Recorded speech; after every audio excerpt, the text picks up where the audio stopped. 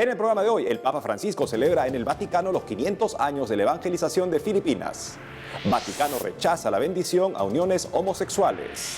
Además, anuncian que pronto se realizará la colecta para Tierra Santa a favor de los cristianos de la región. Hola amigos, qué gusto que estén con nosotros comenzando una semana más en EWTN Noticias. Soy Eddie Rodríguez Morel. Iniciamos el noticiero con noticias del Vaticano que nos trae nuestro corresponsal Miguel Pérez Pichel, que nos informará sobre la misa que celebró el Papa Francisco por los 500 años de la evangelización de Filipinas. Hola Miguel, te escuchamos. Hola amigos, un saludo, ¿cómo están? En Roma, el Papa Francisco presidió la misa en la Basílica de San Pedro del Vaticano con motivo de la conmemoración de los 500 años de la evangelización de Filipinas e insistió en que Dios es el fundamento de la alegría y no una simple teoría sobre cómo ser feliz. El altar de la cátedra de la Basílica de San Pedro del Vaticano fue el lugar donde el Papa Francisco presidió la misa con motivo de los 500 años de la evangelización de Filipinas. La ceremonia litúrgica dio comienzo con la procesión de entrada, de la que formaron parte un grupo de fieles filipinos vestidos con trajes tradicionales, entre ellos una mujer que llevaba una pequeña imagen del Santo Niño de Cebú, mientras que un hombre llevaba una reproducción de la Cruz de Magallanes que los evangelizadores llevaron a Filipinas el 21 de abril de 1521. En la homilía, el Santo Padre destacó que el pueblo filipino transmite la alegría del Evangelio, una alegría que se ve en sus ojos, en sus rostros, en sus canciones y en sus oraciones. En ese sentido, elogió a la comunidad filipina de Roma, a la que definió como contrabandistas de fe, porque donde van a trabajar, trabajan, pero siembran la fe. Por otro lado, durante el rezo del Ángelus Dominical que presidió desde el Palacio Apostólico del Vaticano, el Santo Padre continuó reflexionando sobre el sentido de la alegría cristiana y recordó que la Cuaresma es el momento propicio para experimentar el verdadero gozo del perdón de Dios que regenera y da vida. Este cuarto domingo de Cuaresma recibe el nombre de Domingo Laetare, es decir, alégrate. Ese día la liturgia eucarística comienza con la invitación Alégrate Jerusalén. El Papa Francisco, durante el rezo del Ángelus desde el Palacio Apostólico del Vaticano, señaló que el misterio teológico de esa alegría se encuentra en unas palabras de Jesús plasmadas en el Evangelio de San Juan. Tanto amó Dios al mundo que dio a su Hijo único para que todo el que crea en él no perezca, sino que tenga vida eterna. El Papa subrayó que ese mensaje gozoso es el corazón de la fe cristiana. El amor de Dios ha encontrado la cima en el don del Hijo a una humanidad débil y pecadora. Por el momento esta es toda la información desde Roma. Informó para EWTN Noticias Miguel Pérez Pichel. Gracias Miguel. Por otro lado, el Vaticano emitió un comunicado este lunes en el que rechaza la bendición a las uniones homosexuales. Conozcamos los detalles en el siguiente informe. Recientemente, la Congregación para la Doctrina de la Fe rechazó que la Iglesia disponga de poder para impartir la bendición a uniones de personas del mismo sexo y declaró ilícita toda forma de bendición que tienda a reconocerlas. Así lo indicó el Departamento Vaticano en un texto oficial firmado por el prefecto Cardenal Luis Ladaria con fecha del 22 de febrero y difundido este lunes 15 de marzo. En esa línea, el documento señala que en algunos ambientes eclesiales se están difundiendo proyectos y propuestas de bendiciones para uniones de personas del mismo sexo, refiriéndose, entre otros, a la reciente propuesta de algunos prelados alemanes. Al respecto, la nota vaticana reconoce que no pocas veces estas iniciativas están motivadas por una sincera voluntad de acogida y de acompañamiento de las personas homosexuales, a las cuales se proponen caminos de crecimiento en la fe, de modo que la presencia en tales relaciones de elementos positivos, que en sí mismos son de apreciar y de valorar, todavía no es capaz de justificarlas y hacerlas objeto lícito de una bendición eclesial, porque tales elementos se encuentran al servicio de una unión no ordenada al designio de Dios. Asimismo, la institución vaticana hizo hincapié en que la declaración de ilicitud de las bendiciones de uniones entre personas del mismo sexo no es, por tanto, y no quiere ser, una discriminación injusta, sino reclamar la verdad del rito litúrgico y de cuanto corresponde profundamente a la esencia de los sacramentales, tal y como la Iglesia los entiende.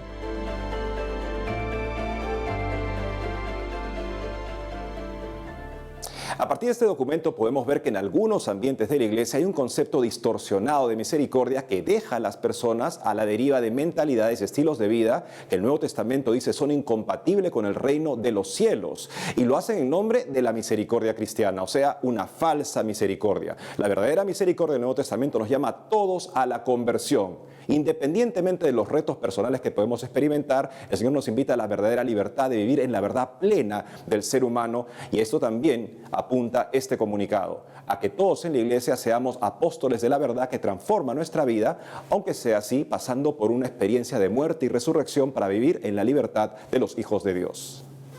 En otros ámbitos se informó que pronto se realizará la colecta para Tierra Santa, una ayuda que beneficiará a los cristianos de la región ante la situación grave que viven por el COVID-19 y las guerras. Veamos.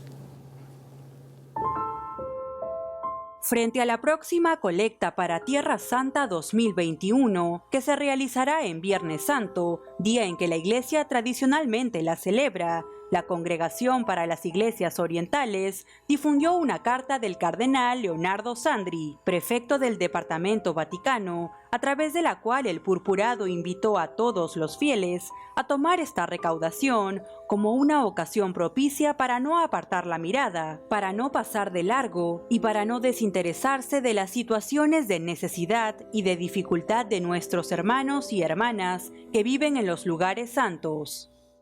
En ese sentido, en la misiva, el cardenal Sandri explicó que el 2020 ha sido un año de prueba para la ciudad santa de Jerusalén, para la Tierra Santa y para la pequeña comunidad cristiana que vive en Medio Oriente y que quiere ser luz, sal y levadura del Evangelio, ya que los cristianos de aquellas tierras han sufrido un aislamiento que les ha hecho sentirse aún más distantes y alejados del contacto vital con los hermanos provenientes de los diversos países del mundo.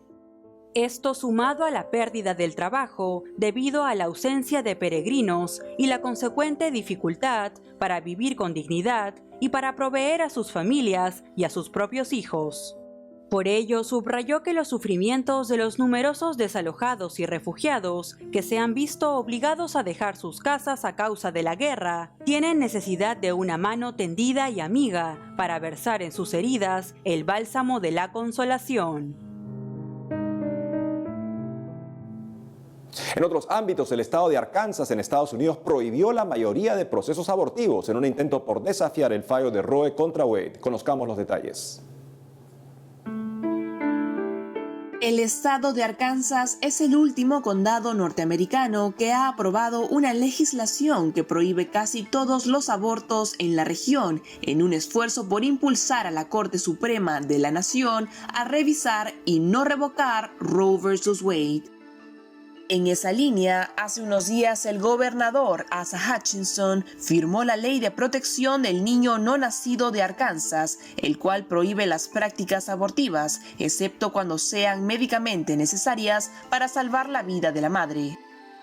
De igual manera, la norma establece el aborto como un delito grave no clasificado para cualquier persona que lo realice en el estado, a menos que se haya tenido que hacer por una emergencia médica. De no ser el caso, la multa llega hasta los $100,000, 10 años de prisión o ambos. No obstante, es preciso recalcar que la nueva ley no conlleva cargos ni condenas para las madres de niños abortados ilegalmente. Al respecto, en declaraciones a CNA, la directora de Respect Life de la diócesis de Little Rock, Catherine Phillips, señaló que tanto la jurisdicción eclesial, que cubre todo el estado de Arkansas, como su obispo local, han apoyado la legislación en cuestión. En ese sentido, este estado ya aprobó una ley que prohíbe el aborto si se anula el caso Roe vs. Wade, la cual se convierte en una llamada de prohibición de activación que también ha sido adoptada por varios otros condados norteamericanos.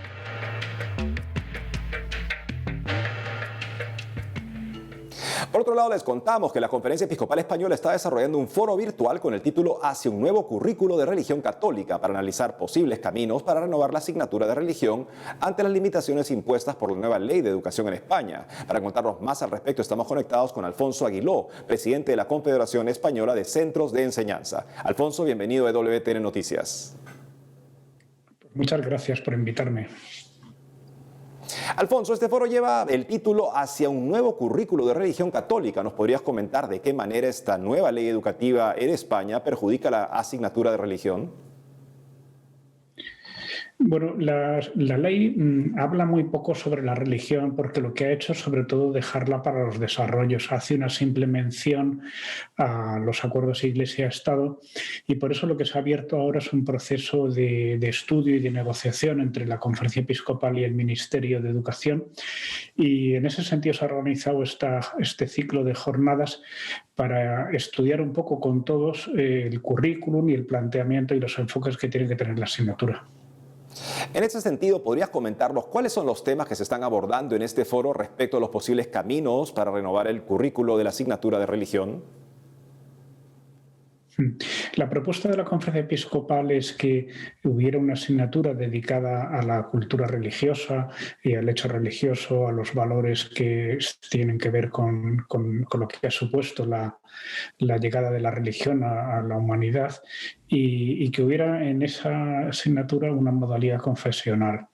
Es una solución que evitaría muchos de los problemas prácticos que suscita el que una asignatura sea opcional, y sobre todo porque la idea del Ministerio inicial era no hacer una asignatura espejo, una asignatura que fuera optativa a cambio de la religión. Y por eso lo que todos estamos insistiendo y animando al Ministerio es a que alcancen un acuerdo que permita que se dé esa asignatura en condiciones de igualdad, como acuerda el acuerdo Iglesia-Estado, y que no haya que recurrir a los tribunales para que se llegue a una solución, que se encuentre una solución amistosa y negociada entre el Ministerio y la Conferencia Episcopal. Finalmente, Alfonso, ¿qué otros elementos de esta ley son perjudiciales para los derechos de la familia, sobre todo aquellas que quieren elegir para sus hijos una educación acorde con los valores cristianos? Sí, a nosotros nos preocupa sobre todo que esta ley, digamos que es perjudicial para la enseñanza concertada, porque quita digamos que la demanda social en lo que es la programación de la enseñanza, y este es un asunto que hemos mostrado mucho disgusto, mucho descontento al Ministerio. También hemos mostrado cómo no nos gusta el tratamiento que hace de la educación especial. También nos habría gustado que esto que se está debatiendo sobre la religión y que va a quedar para los decretos de desarrollo hubiera quedado mejor recogido en la ley, y esperamos que pueda arreglarse. Y luego, pues también en todo lo que tiene que ver con los criterios de admisión de alumnos, con la enseñanza de 0 a 3 años, hay toda una serie de puntos que digamos que no nos gustan, y que estamos ahora en negociaciones con el Ministerio para que los decretos de desarrollo se pueda, digamos que, arreglar en lo posible. No es que tengamos muchas esperanzas, pero sí que también queremos no dejar de intentar que esta situación mejore. Alfonso Aguiló, gracias por habernos acompañado hoy en EWTN Noticias. Muy bien, muchas gracias a ustedes. Gracias nuevamente, Alfonso. Amigos, tenemos que hacer una pausa, pero al volver, en Argentina fallece sacerdote de la diócesis de San Luis a causa del COVID-19. Además, realizan conferencia virtual en torno a la trata de personas en Estados Unidos. Ya volvemos con más información en EWTN Noticias.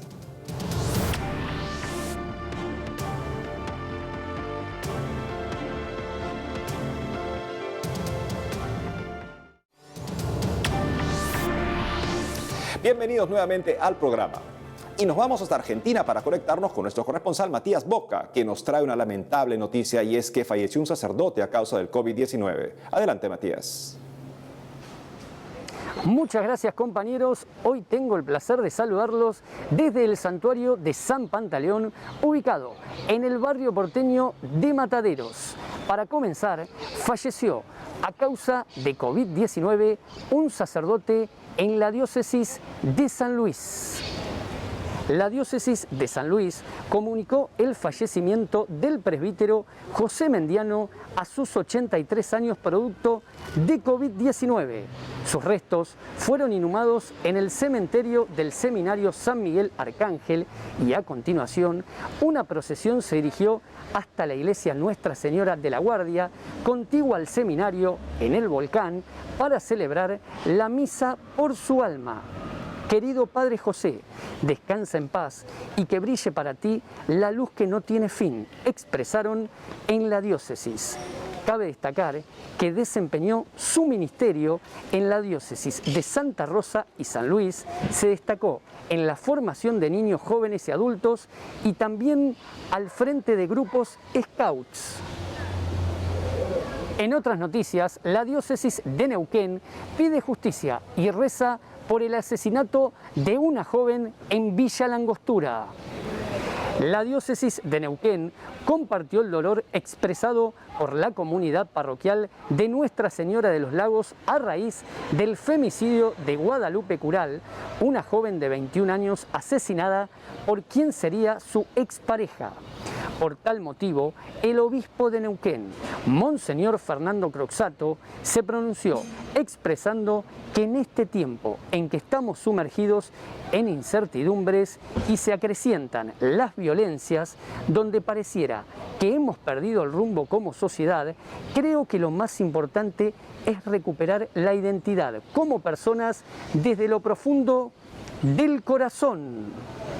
Para finalizar, el sacerdote Ricardo Daniel Medina es el nuevo consultor de la Congregación para los Institutos de Vida Consagrada. Ante la pregunta de qué hace un consultor de la Congregación de Institutos de Vida Consagrada, debo decir que es un asesoramiento que realiza el sacerdote u otros en casos son religiosos solamente, para distintas consultas o algunas situaciones particulares que se presentan en Roma, la Congregación de Institutos de Vida Consagrada y Sociedades de Vida Apostólica. La congregación elige distintos sacerdotes y religiosos en el mundo en relación a su especialidad. En este caso, a mí me han pedido debido fundamentalmente a la especialidad del derecho canónico, que es en la que yo me muevo prácticamente, ¿no? Además, en este caso también soy religioso de la Orden de Agustinos Recoletos, de manera que con estos dos elementos puedo prestar algún servicio de ayuda y eso es lo que la congregación me ha pedido en este caso al hacerlo con este nombramiento oficial. Estimados, seguiremos trabajando desde aquí para llevarles más noticias. Gracias por estar conectados con nosotros. Informó para EWTN Noticias, Matías Boca. Adelante, estudio. Gracias, Matías, por la información. Por otro lado, les contamos que en Estados Unidos se realizó una conferencia virtual en torno a las causas e intersecciones de la trata de personas. Conozcamos los detalles del evento. Hace unos días se realizó en Estados Unidos una conferencia virtual llamada Shine the Light, con la que se buscó explicar y profundizar las causas fundamentales y las intersecciones de la trata de personas. Este evento fue patrocinado por el Centro Nacional de Defensa de las Hermanas del Buen Pastor, que además tuvo como copatrocinadores a la Coalición de Hermanas contra la Trata de Personas de los Estados Unidos y a la Oficina de Servicios de Migración y Refugiados de la Conferencia de Obispos Católicos del país. En ese sentido, los expositores advirtieron que las mujeres y los niños son vulnerables a la explotación en línea por parte de depredadores y traficantes durante la pandemia. Por otro lado, hicieron énfasis en que la demanda estadounidense de productos baratos y rápidos puede impulsar a las empresas a hacer compromisos éticos en sus cadenas de suministro, como el uso de productos fabricados con trabajo forzoso o trabajo infantil, por lo que invitaron a reflexionar sobre quién sufre detrás de los productos favoritos de las personas. En ese contexto, Jennifer Reyes Lai, directora ejecutiva de las Hermanas Católicas contra la Trata de Personas, hizo referencia a la enseñanza de la Iglesia sobre el cuerpo místico de Cristo, que explica que cuando un miembro del cuerpo sufre, todos sufren con él, y dijo que los católicos estamos llamados a actuar y así abordar lo que está causando esta herida.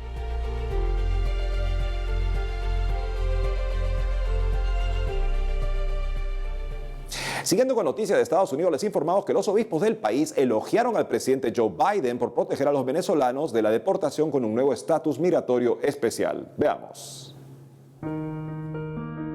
La Conferencia de Obispos de Estados Unidos ha elogiado la administración del presidente Joe Biden por otorgar un estatus migratorio especial para que los venezolanos permanezcan y trabajen en este país.